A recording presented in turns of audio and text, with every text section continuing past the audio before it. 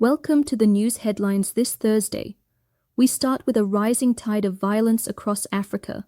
2 killed and several injured as protests erupted Wednesday in Nairobi and other Kenyan cities, marking 1 year since anti-tax demonstrations left 64 dead. Police fired tear gas and live rounds at crowds demanding justice for last year's victims and condemning President Ruto's leadership. Not a single officer held accountable, stated activist Hussein Khaled. Businesses shut as protests spread, with demonstrators citing economic hardship, corruption, and alleged state abductions. U.S. abortions increased in 2024 compared to 2022 and 2023, reports the U.S. Society of Family Planning, defying expectations after the Roe v. Wade reversal.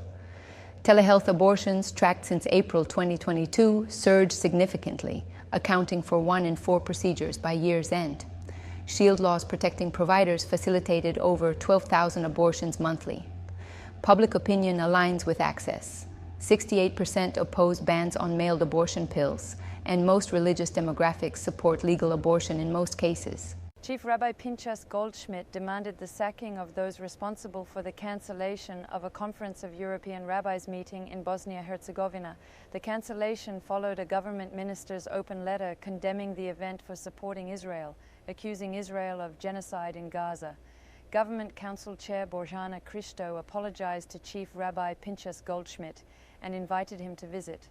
Goldmid welcomed the sentiment but stated any meaningful apology must come from those responsible, adding they should be sacked if they refuse. The treatment of the stranger is again questioned under the new U.S. regime.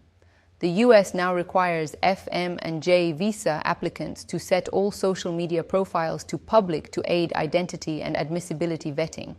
Announced June 18th, the policy aims to ensure applicants do not intend to harm Americans, stressing visas are a privilege, not a right. The move expands Donald Trump's broader immigration crackdown since January, which has seen tourists and legal residents, including from Canada, Germany, and the UK, detained at entry. At the same time, the U.S. Supreme Court temporarily approved deporting Cubans and Venezuelans to third countries, like African nations. Construction began on a high-security migrant detention center in Florida's Everglades. Separately, CNN reports the administration will soon make vulnerable for immediate deportation many legally working asylum seekers. Critics say these combined actions target previously protected groups.